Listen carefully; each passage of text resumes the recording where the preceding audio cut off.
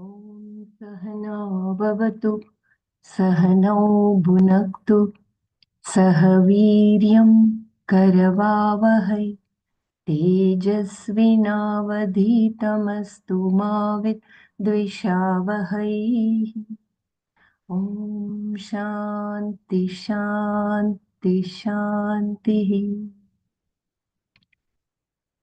नारायणं नमस्कृत्य नरं चैव नरोत्तमं देवीं सरस्वतीं व्यासं ततो जयमुदीरये। ॐ श्रीकृष्ण परमात्मने नमः। अथ द्वितीयोऽध्यायः। So yesterday we were looking at the 69th verse. या निशा सर्वभूतानां तस्यां जागर्ति संयमी यस्यां जागृति भूतानि सा निशा पश्यतो मुनेः. That which is night to all beings, in that the self-controlled man keeps awake, where all beings are awake, that is the night for the sage Muni who sees. So the word Sanyami was very well explained yesterday by Swamiji. Samyak Yamam, the one who follows the rules very well, and he is the Muni. I will just read a few paragraphs where yesterday Dr. Mara had. I hope I am audible and the screen is visible. Kindly let me know if there is any problem.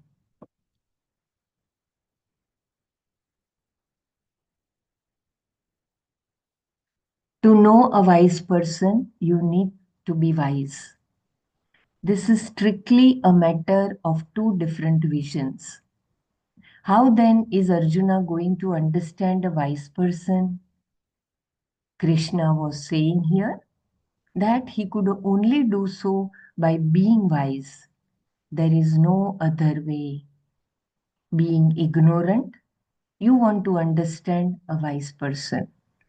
In fact, there is really no such thing as a wise person. Wisdom is you. You are the wisdom.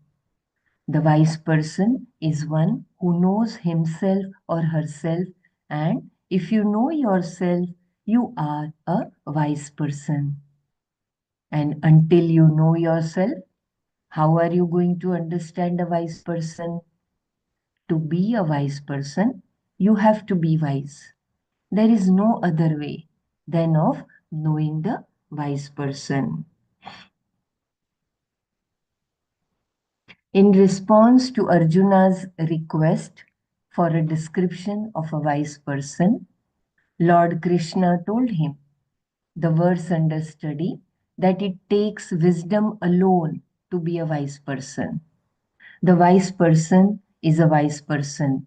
He or she is awake to a reality to which everyone else is sleeping.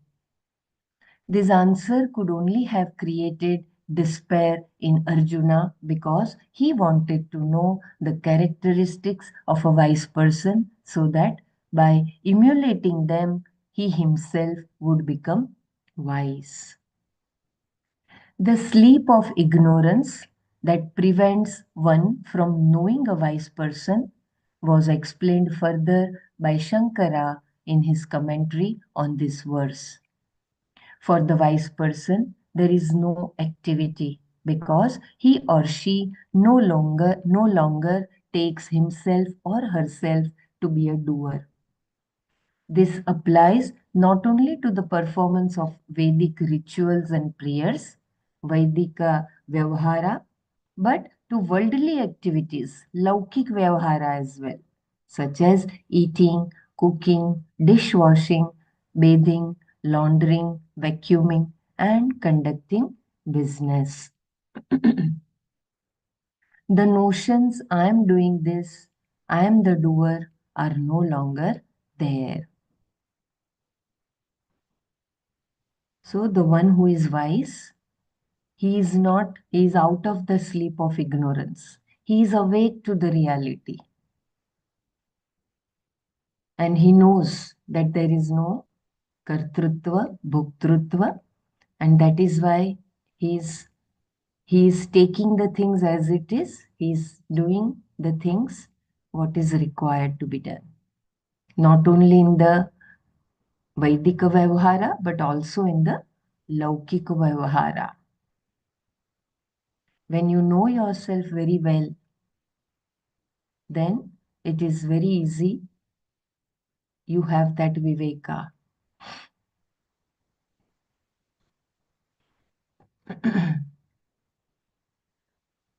So the Muni or the Sanyami is awake to the reality where ignorant people, they are in sleep. And Swamiji in earlier paragraphs mentioned that it is not a problem when you are completely in sleep or when you are completely awake. It is only a problem when you are in between, like walking in a sleep. Then there is a problem.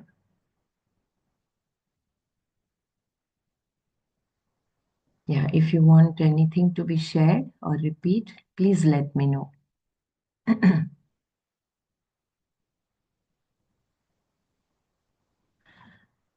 To perform action, I have to know I am a doer. When you look upon yourself as a doer, you perform rituals, and if you do not perform them, you will do something else. And this something else may incur sin. With reference to the performance of rituals, then the Veda only addresses the person who takes himself or herself to be the doer. A brahmachari, a student, has to have the notion, I am a brahmachari, in order to perform the karma enjoined for brahmacharis by the Veda. If a brahmana is enjoined to do certain karma, then the person doing it must look upon himself or herself as a brahmana. The same thing applies to other varnas and ashramas. The Veda does not say that Sat Chit Ananda should perform karma.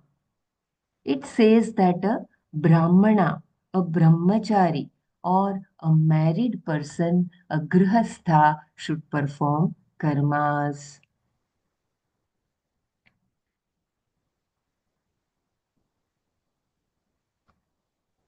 Karma then is enjoined only for the one who looks upon oneself as something or other, such as I am this, I am that, etc.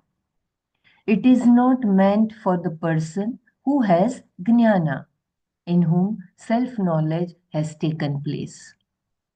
Once this knowledge has dawned, it stays.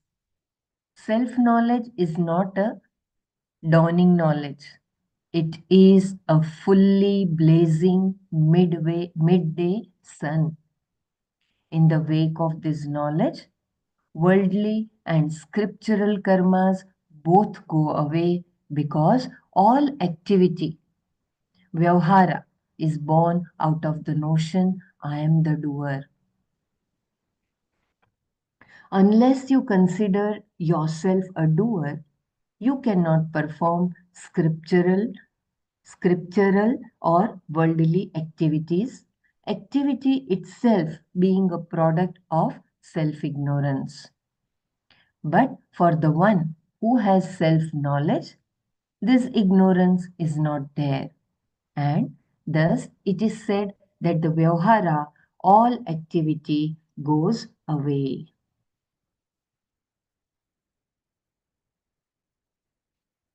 Very beautiful last two paragraphs. I'll just try to read again. Karma then is enjoined only for the one who looks upon oneself as something or other, such as I am this, I am that, etc. It is not meant for the person who has jnana, in whom self knowledge has taken place. Once this knowledge has dawned, it stays. Self knowledge is not a dawning knowledge, it is a fully blazing midday sun. In the wake of this knowledge, worldly and scriptural karmas both go away because all activity, vyavhara, is born out of the notion I am the doer. Unless you consider yourself a doer, you cannot perform scriptural or worldly activities, activity itself being a product of self ignorance. But for the one who has self knowledge, this ignorance is not there. And thus it is said that the vyavhara, all activities, goes away. So, very beautifully, Swamiji has differentiated Brahmachari, Brahmana, and Gruhasthi. They are sorted because when we are in samsara, we know I am cooking, I am doing job, I am doing that. That doership is very prominent. So in, you can say, laukik and uh, spiritual vyavhara, when you have that knowledge that I am not the doer, it is like a fully blazing midday sun. That knowledge itself is shining, and you know that you are this creation, you are that.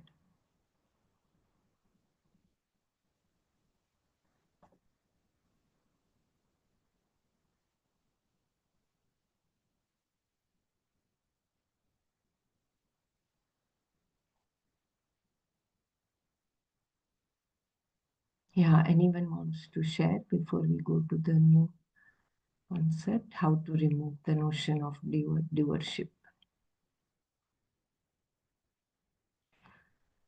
Knowledge removes the notion of doership. Does knowledge remove the product of ignorance, or does it remove the ignorance itself? Shankara deals with this question in his commentary on this verse. When knowledge takes place, the ignorance is removed. This knowledge, which is of the nature of a discriminative understanding between the real and the unreal, Atma, Anatma, Viveka, Jnana, is opposed to ignorance. Thus, when self knowledge takes place,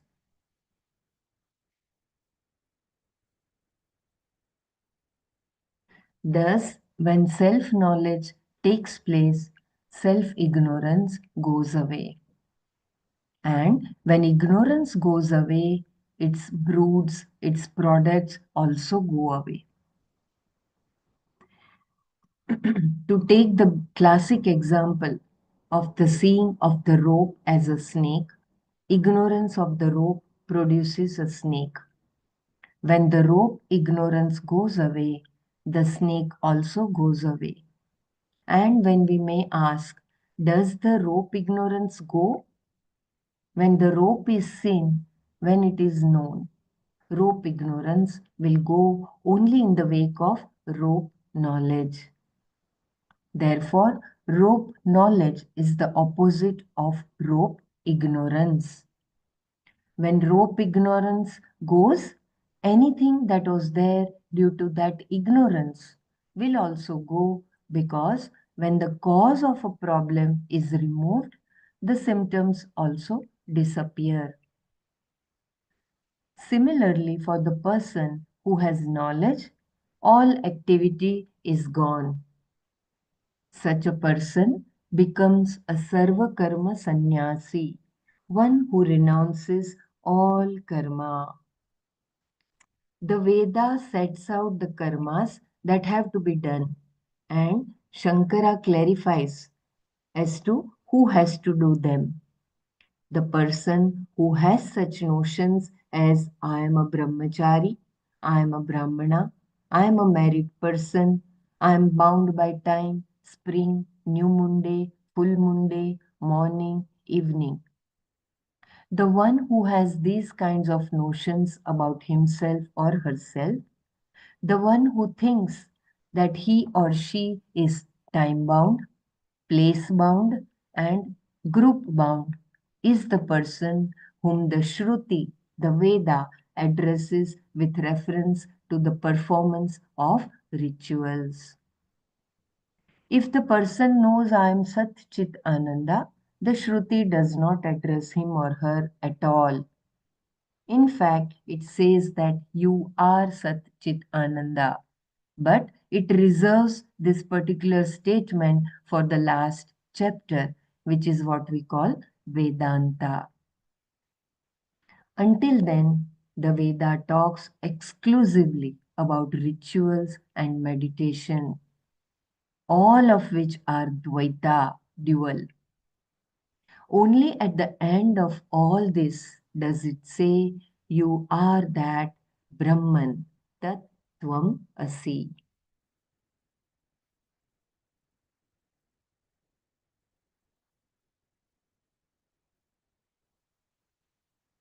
So, in the wake of the knowledge, the ignorance goes away. It is like the dark room which is filled with the darkness. But the sword of light, you just have to switch on the light and the whole darkness goes away in a fraction of second. So in the wake of the knowledge that I am Satchitananda, the doership goes away.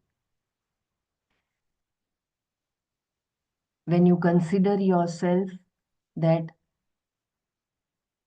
I'm so and so with all the names and tags and label, and at the same time you consider the other people also as different, that he or she is that this.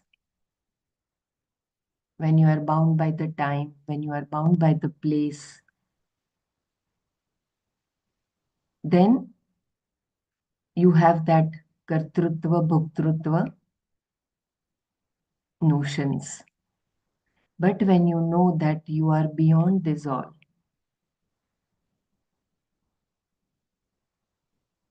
then that realization, that knowledge is already there, and it is like a fully blazed sun, midday sun, where you know that you have no boundaries.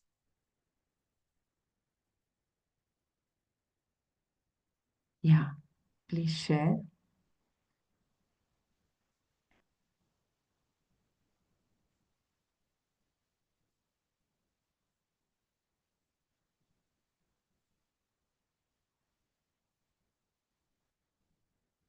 So that samatvam yoga uchyate, when you know that whether you are here or there, or it is you are the same, while addressing other people also, when you know that you are that, then there is no duality, there is no fear, and your antakarana is shuddha. So you do what is required without that doership.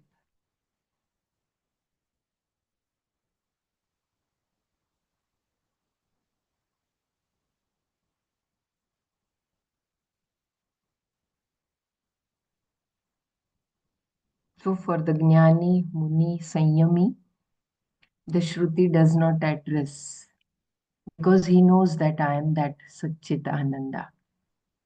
It is only for those who differentiate that I am doing this.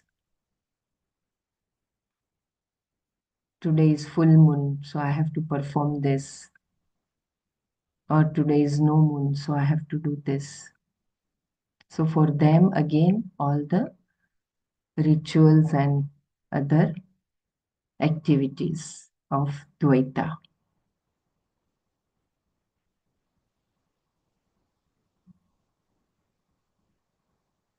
So how important it is to come back again and again to that knowledge.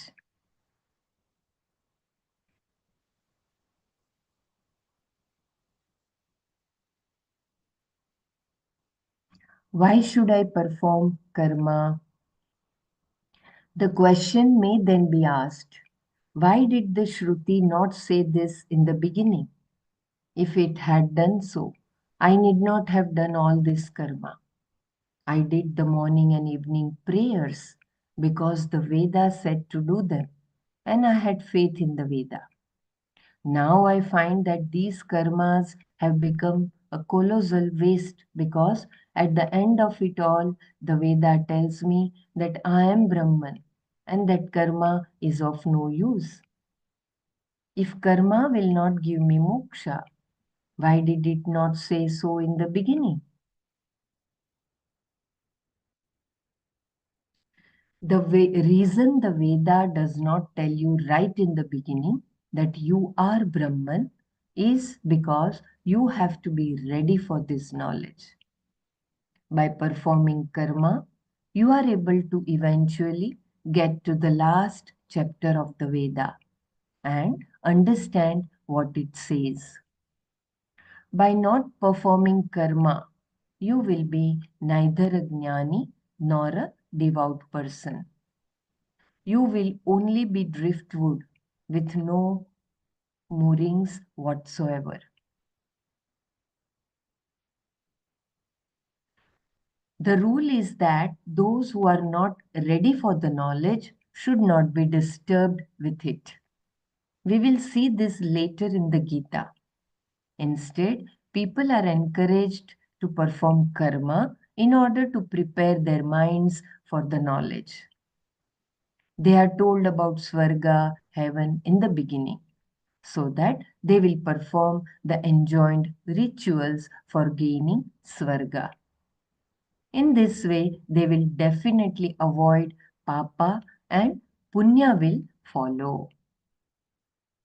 The person who performs karma will have a value for a dharma, adharma, right and wrong, and will come to believe that there is an Atma, a self other than the body. That much is enough in the beginning. So, why the Vedas are not saying this in the beginning? It is exactly the example of the farmer. Before sowing the seeds, he has to prepare the ground. He has to remove all the weeds and unnecessary things before he sows the seed. In the same way, by doing the karma, we have to do the karma. And then only that antakaran shuddhi happens. So, in the beginning, it is like they are showing, the Vedas are showing that you have to do karma where you will, if you do this, you will get the Swarga. So when you do those rituals, prayers, you will be doing the things which you have to do, and you will not be doing the things which you don't have to do.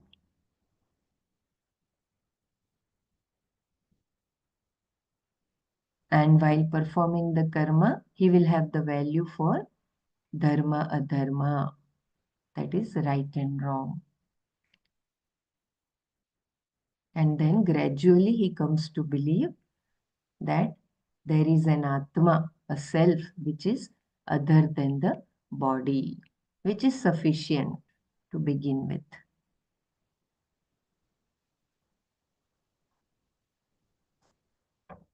Once you respect dharma adharma, the ability to discriminate between the real and the unreal will not be far behind. To respect dharma adharma is not to be swayed by your raga dveshas. Therefore, the pressure of raga dveshas will be less. This is what is meant by viveka. Viveka begins as soon as you start to question what is what. First, there is an internal leisure, and then Viveka naturally comes. Once Viveka is there, you will naturally turn to Vedanta. Only in this way can you proceed properly.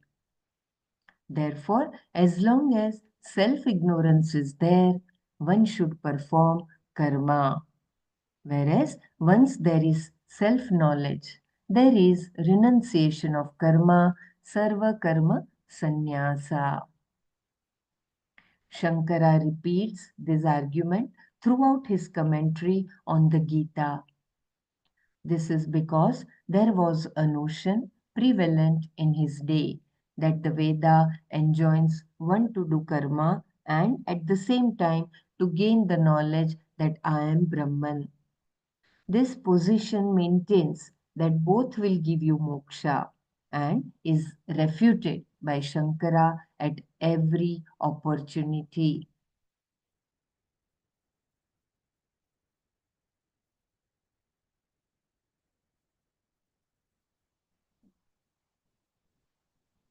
Or if either karma or jnana is adequate for moksha, why should anyone do the other? If moksha is something that I produce, why do I need jnana? And if karma is not going to produce moksha, there is no reason to do karma.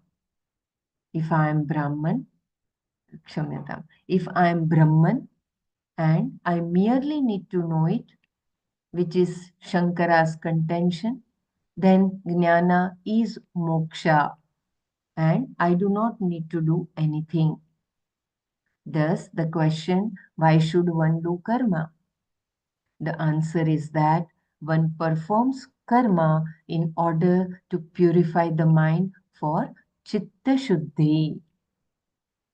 Chitta means mind. We have seen the word shuddhi with reference to raga dveshas. Reality is already accomplished. It is not something to be created. Reality is. Whatever the reality, that is what is. It is a thing to be recognized. Therefore, even if you do millions of karmas, you do not create the reality that exists. Because of the prevalence in Shankara's time of the synthesis argument of combining karma and jnana, he goes all out to clarify the difference between karma and jnana. There are certain topics that every teacher has to highlight, given the views of his or her time. In Shankara's time, the Jnana Karma Samuchayavada, Samuchayavada. I hope I'm reading correctly. In Shankara's time, the Jnana Karma Samuchayavada, the contention that moksha is not gained by knowledge alone, but by a combination of knowledge and action, was widespread. Therefore, he found it necessary to refute it by continually pointing out the fallacies in it. This is the job of a teacher. Here also, Shankara points out that karma applied only until knowledge comes. For one who does not have knowledge, the karma enjoined by the Veda is a valid pramana, whereas for the wise person, it is not. Once the jnana is there, the person is a simple sannyasi, one who is not a doer and therefore one for whom no karma is enjoined by any shastra.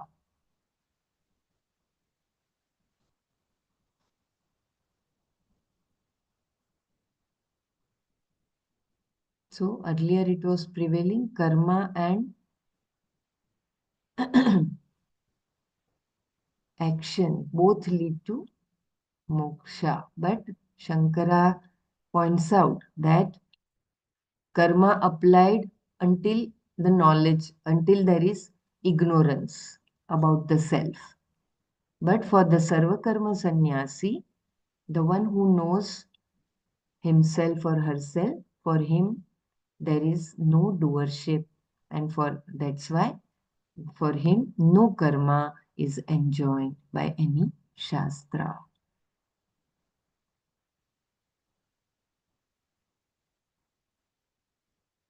So he is again emphasizing on the knowledge.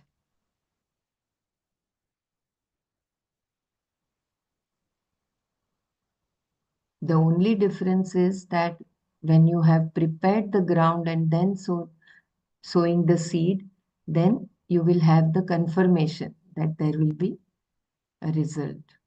But without that antakarana shuddhi, when that knowledge happens, then it will be futile. Yeah.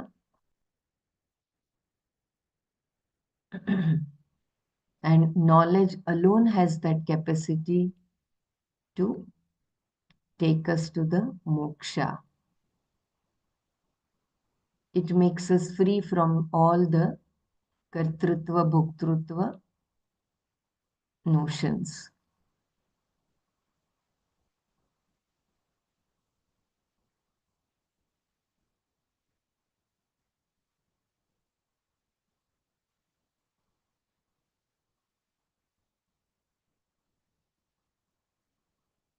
Yeah, if you want me to repeat anything, please let me know.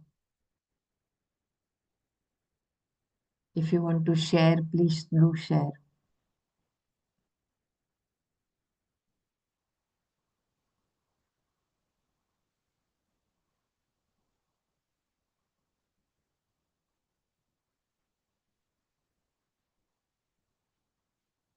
A wise person cannot be emulated based on action. Since a wise person does not do karma, you cannot emulate him or her. You cannot say that because he or she does not do karma, you will not do karma. The wise person does not perform karma because the need to do so is no longer there. Because you still need to perform karma, you cannot imitate a wise person in this respect. Krishna did not say that the wise person is one who does not do any karma. To say that this person has no duty whatsoever could be interpreted by a mumukshu in such a way that he or she would not live a life of karma yoga and instead would become nothing more than a lazy person. This is why Krishna pointed out here that for a wise person, night is what is day for everyone else, meaning that no karma is enjoined. What is a means of knowledge, pramana, for you is not a pramana for the wise person. In fact, what Krishna was saying here is that for the wise person, there is no pramana at all. Even the usefulness of the last pramana, Vedanta, is over for them. Vedanta says that you are Brahman. Until you know this, Vedanta is a pramana, and afterwards it too becomes mithya. With knowledge, there is no means of knowledge, known, or knower. The differences between these three having been swallowed. The pramana, the means of knowledge, is gone. It is Brahman, as are the pramata, the knower, and the prameya, the object to be known. The very knower is cancelled by the knowledge that says you are not a knower.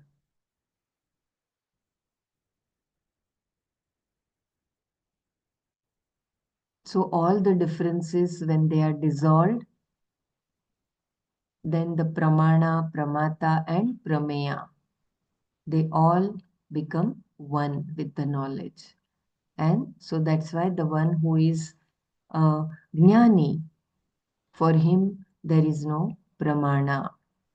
Even the Vedanta, once they know that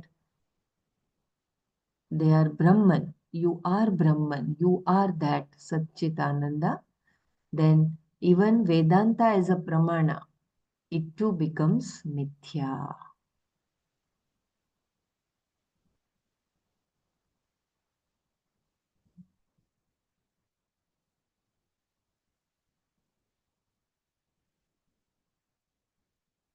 So, where a very big scientist, he told that you don't need to go around the galaxies and find what is there. If you know yourself, then you have got all the knowledge.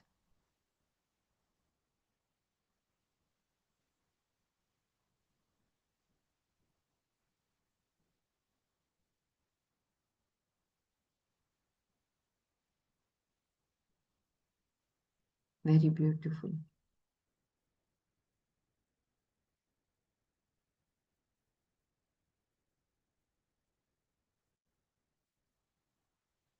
Resolution of the knower, known knowledge. Shankara says that the final pramana, the statement Tat Tvam Asi, itself goes away, having dismissed the pramana. An example generally given to illustrate how the knowledge works is the method of using a thorn to remove the thorn that is lodged in one's foot. Once the thorn is removed, we discard both the thorns. There is also a more interesting example used. When a body is cremated, a huge funeral pyre is made out of wood. If the person who died was rich, the pyre will be made of sandalwood. But this is the only difference. When the pyre is ready, the body is placed on it, covered with husks and small pieces of wood, and then the fire is lit. Once the body has caught fire, the people who came for the ritual all go away. But the ritual itself is still incomplete and continues the next day when the person performing the ritual comes back to pick up the ashes and bones. This person is either the departed one's eldest son or a cousin, someone who is closely related. When this person comes to pick up the ashes, there should be no portion of the body left unburned. It must be burnt thoroughly. There should be nothing remaining but the ashes and bones. Until this happens, the ritual is incomplete. The person in charge of the cremation ground is the one who must ensure that the body is completely burned. Because the body is not to be touched and being in the fire cannot be handled, a stick is used for this purpose. Once the person is sure that the body is completely burnt, he throws the stick also into the funeral fire. Having done its job, the stick also gets burnt. Similarly, the statement, you are that, tat tvam asi, is a pramana.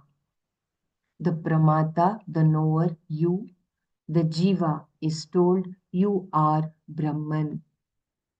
If you are Brahman, there is no knower. After this knowledge takes place, the pramata is just an as though pramata. There is no real pramata anymore.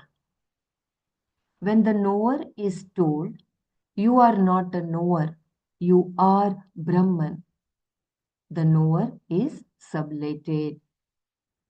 And when the knower is not there, where is the pramana? It too goes. All three, the knower, known, and means of knowledge, are understood to be Brahman. All duality goes in the wake of this knowledge, including the knower, the known, and the knowledge itself. The known, the prameya, is gone because there is nothing to know.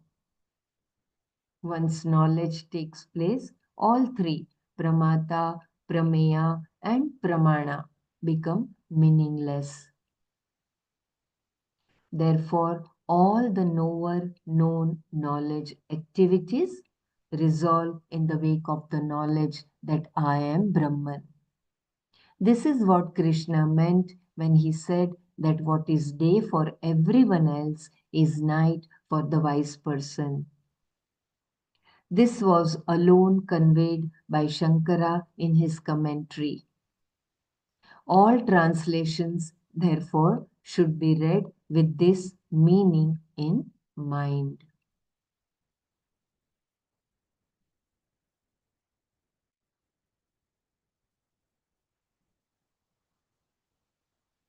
So, in the wake of the knowledge, the duality goes away. When you know that the knower, known, and knowledge, pramata, prameya, and pramana, is one.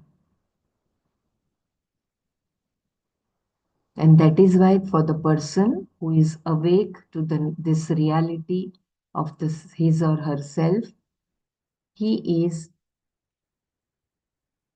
called that it is like a day for the person.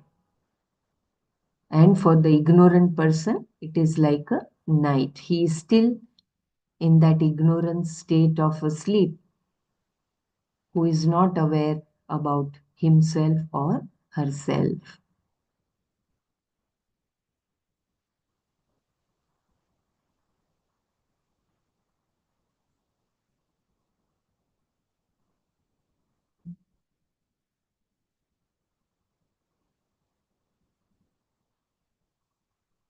And also, Swamiji also pointed out that the one who is knowledgeable, it doesn't mean that he doesn't perform any activities.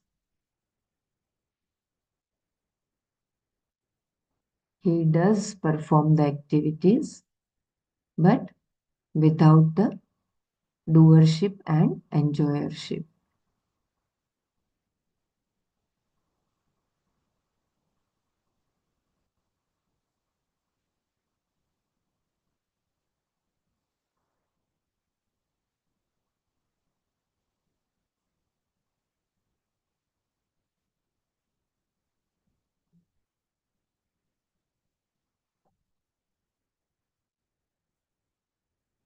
If you want me to repeat anything, please do let me know.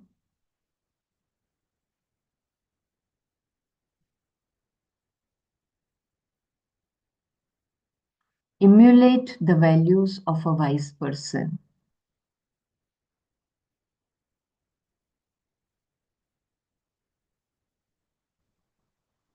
I think emulate word Brahmaraji had told the meaning. Anyone remembers? Emulate the values of a wise person. What is emulation? Emulate.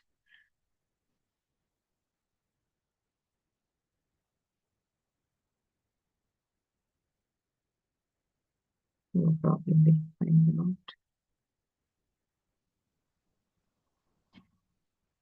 Let me read. If meanwhile, if anybody can find out, please let us know.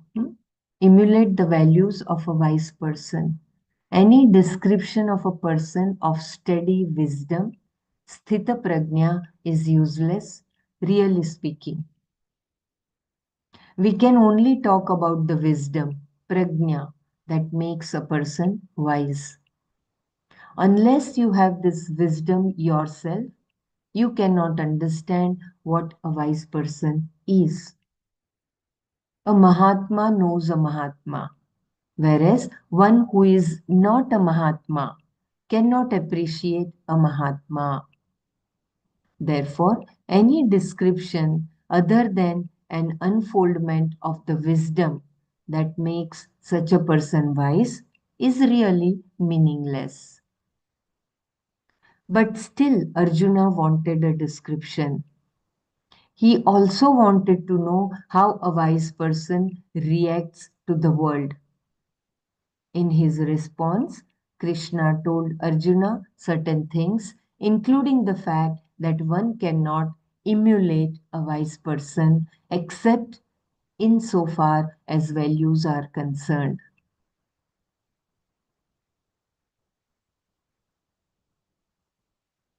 The wise person may not perform Vedic rituals.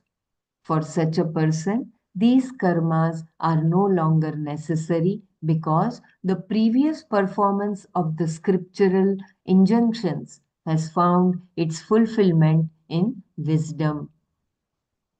Whether the person has taken sannyasa or not, he or she is sarva karma sannyasi. The doership is already negated in the person. There is no real doer. And when there is no real doer, there is no real karma. In this way, the wise person is not bound by duty of any kind. To emulate a wise person, therefore, is dangerous. Krishna mentioned the mind, values, control, and mastery of a wise person because these alone are to be emulated. In this way, Krishna confirmed for Arjuna that the characteristics of a wise person, as demonstrated in his or her interactions in day to day life, can become the means, the sadhana for a seeker.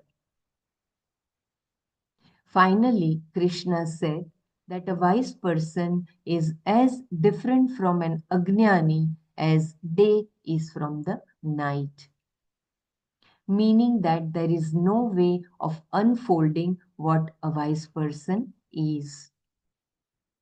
What is night for all the people is a day for the wise, and what is day for them is night to the wise. Arjuna was bound to be flabbergasted by this. He was definitely not going to be any wiser for having heard this particular verse.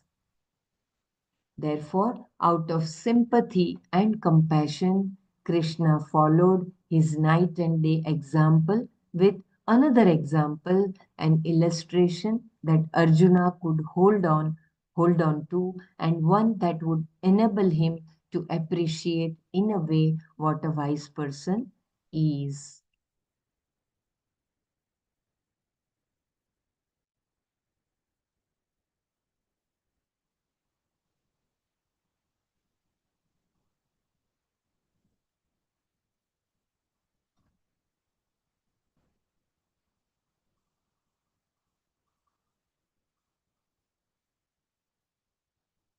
Yeah, please let us have some manana.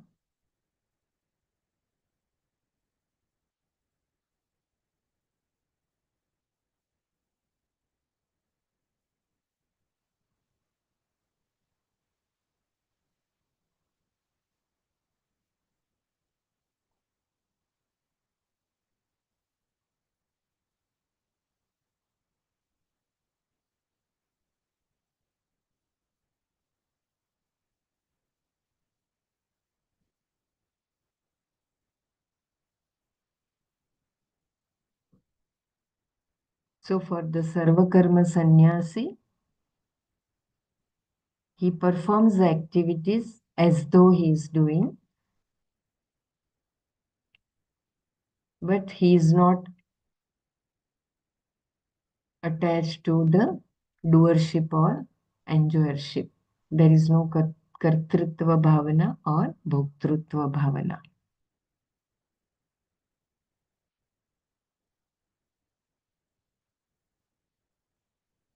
Anybody can explain the word emulate?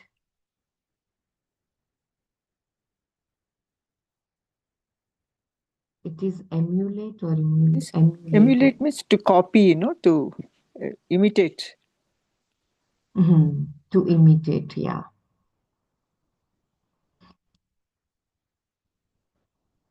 Mhm.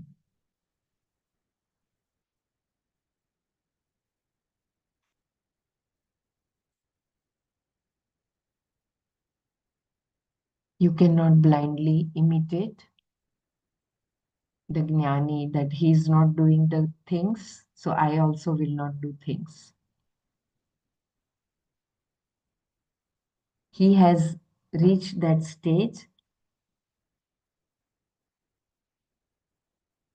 by doing the things what like we people mumukshu. As a mumukshu, what we have been doing. Like Brahmaraji always says, work in progress. We all are.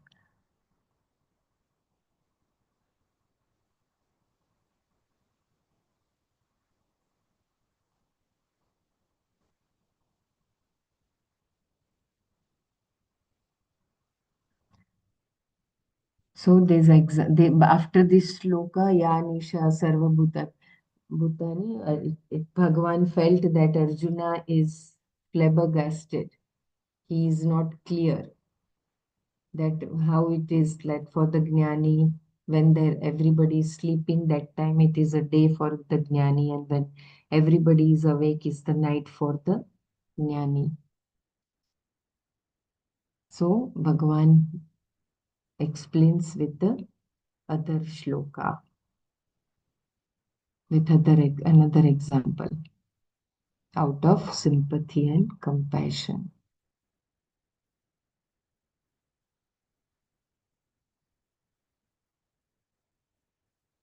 Shall I read further if no one wants to share? If you share at least one takeaway, then let us all share at least one takeaway from this shloka. What did you understand by a night of the wise people and the day for the ignorant?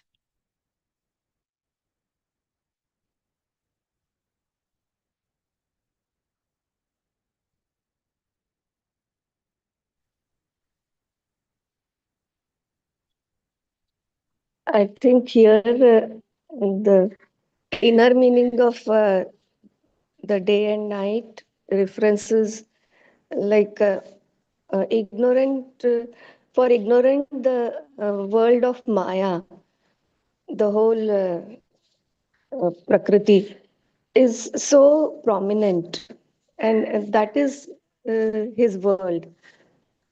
But for a jnani, the whole expansion of Maya is like a night. It it doesn't like exist. It is he has realized that it is mithya. So as though it is a night for him, and he has awakened into the reality. So that way, it is the, you can say, analogy or um, just the day and night. The words day and night is used. The reality for the jnani and reality for the ajnani is totally opposite. So that is represented by day and night. Jai Gurudev. Very beautiful.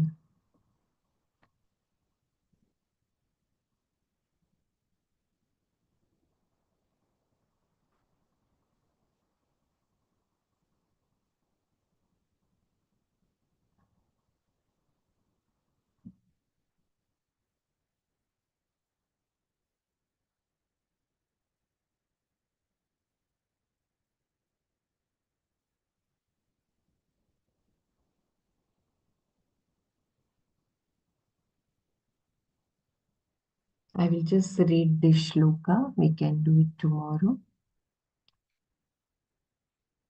आपूर्यमाणम् अचलप्रतिष्ठं समुद्रमापप्रविशन्ति यद्वत् तद्वत्तकामायं प्रविशन्ति सर्वे स शान्तिमाप्नोति न कामकामी आपूर्यमाणं brimful achala pratishtham without any motion well grounded samudram into this ocean apah waters yadvat just as pravishanti enter tadvat so too sarve all kama sarve all kamaha objects yam the one the wise person into whom pravishanti enter sah he shantim peace apnoti gains kamakami the desirer of objects na not आपूर्यमाणम् अचलप्रतिष्ठं समुद्रमापः यद्वत् प्रविशन्ति तद्वत् सर्वे कामाः यं प्रविशन्ति सः शान्तिम् आप्नोति कामकामी न just as water flows into the ocean that is brimful and still, so too the wise person into whom all objects enter gains peace, remains unchanged, whereas the desirer of objects does not gain peace.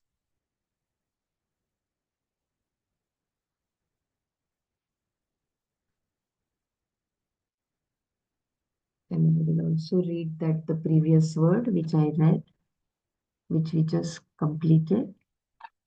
या निशा सर्वभूतानां तस्यां जागर्ति संयमी यस्यां जागृति भूतानि सा निशा पश्यतो मुनेः that which is night to all beings in that the self-controlled man keeps awake where all beings are awake that is the night for the sage Muni who sees.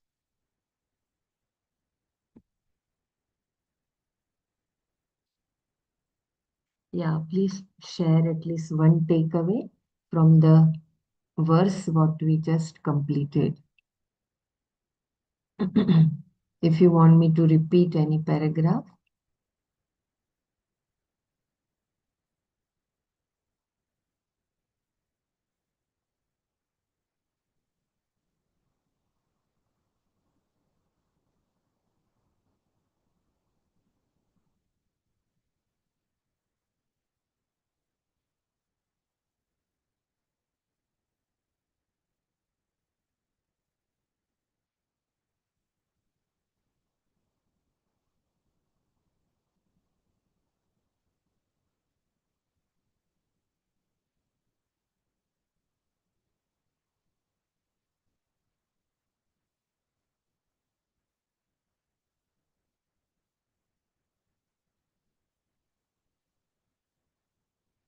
So it reminds me of that shloka for the Jnani, Brahmarpanam Brahmahavihi Brahmagno Brahmanahutam Brahmaiva Tena Gantavyam Sarvakarma Samadhina. So when the wise person knows that whatever the knowledge known and the knower, they all are one.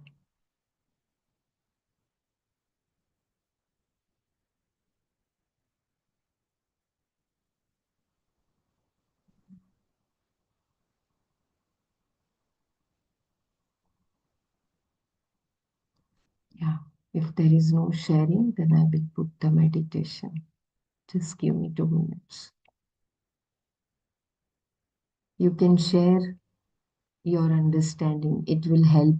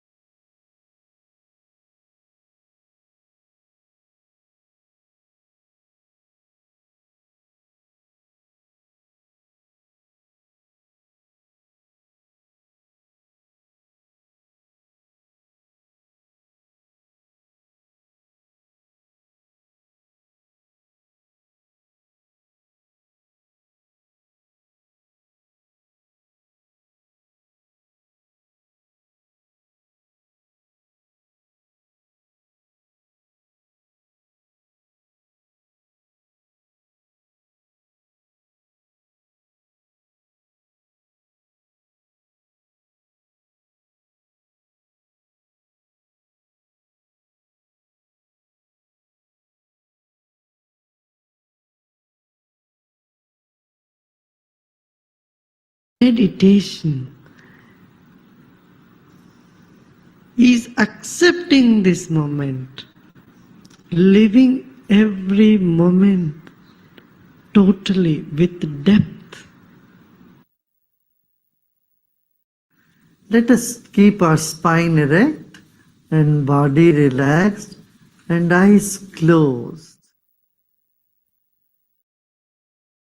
Relax your shoulders. Keep a big smile on your face.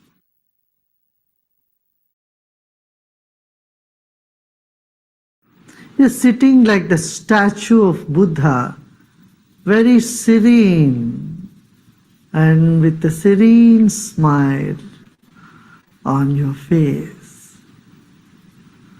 Relax your body.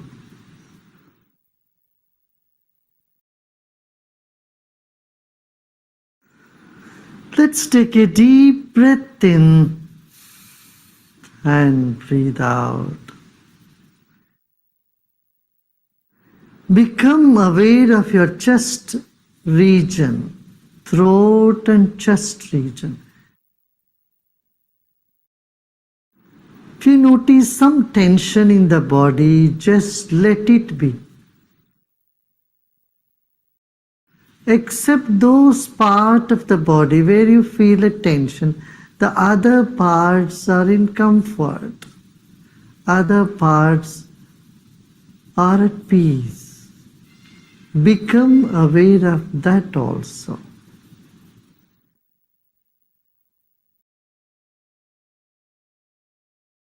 There are many good things about you and inside of you. Acknowledge them. They will never leave you. And the negative aspect you may see in you is never going to stay with you forever. They are all guests for some time. Let them be. Sit with the total acceptance of yourself the way you are at this very moment. Total acceptance of what is now here will lead us to deeper meditation.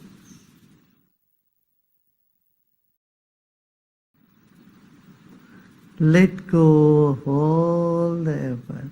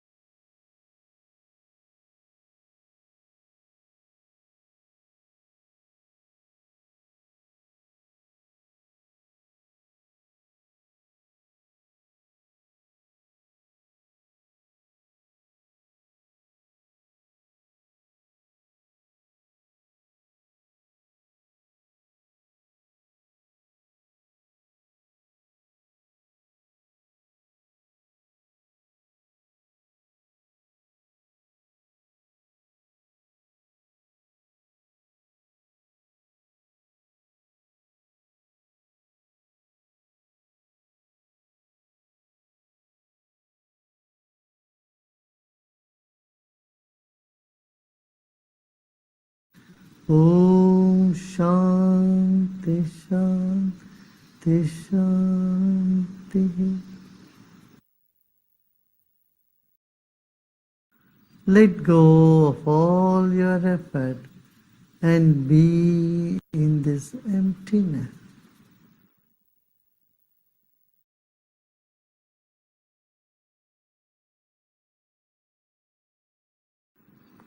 And slowly and gradually become aware of body and surroundings. And you may gently open your eyes.